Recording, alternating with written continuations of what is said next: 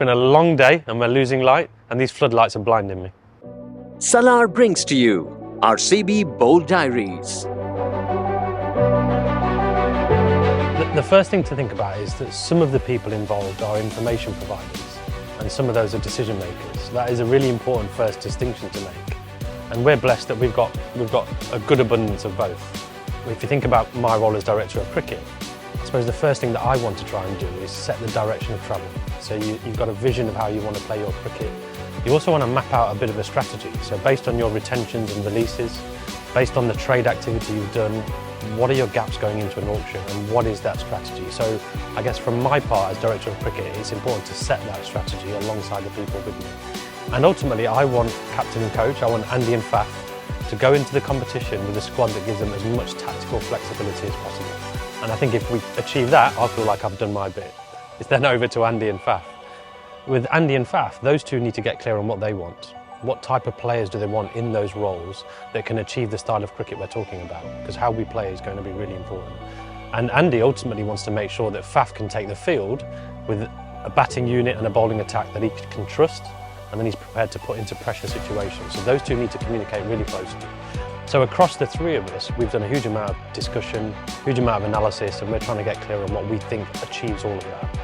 And then alongside that, you take input from your scouts, particularly around your domestic talent, which is really important. You've got input from your coaches, who have also assessed some of that talent. We're trying to also look at our international targets, which is really important. And we've also obviously got to make sure that we're assessing each player's performance and understanding what the data is telling us as well. The thing that everybody wants, first and foremost, is good cricketing.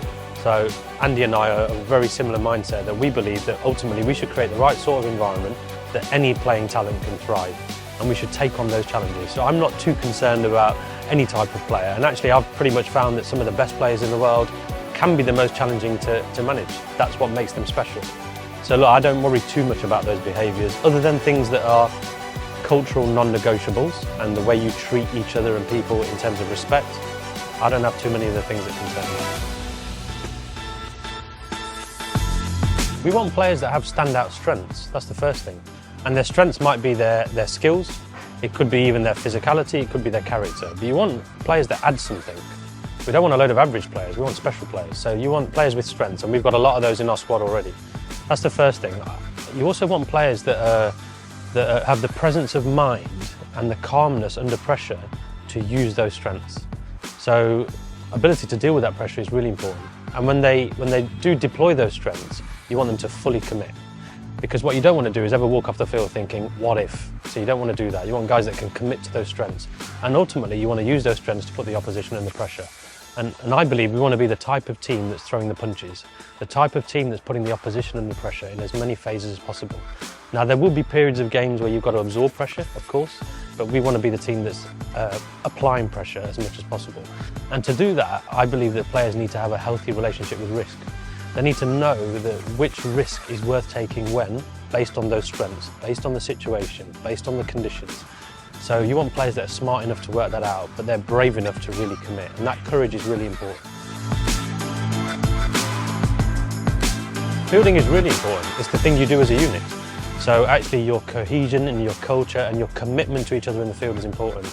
And for us, we want to make sure that every one of our guys who are on the field are leaving it all out there physically for their teammates. That's the bit where you must pull together. Now, I think we've seen in the last couple of years, and in particular last year, probably one of the best and most aggressive fielding units in the competition. That's worth something. That's worth a win or two at the end of the season. Someone like Virat, who's a perfect role model for that, with his energy, his enthusiasm, his aggression, the quality of his skills, I think that's infectious.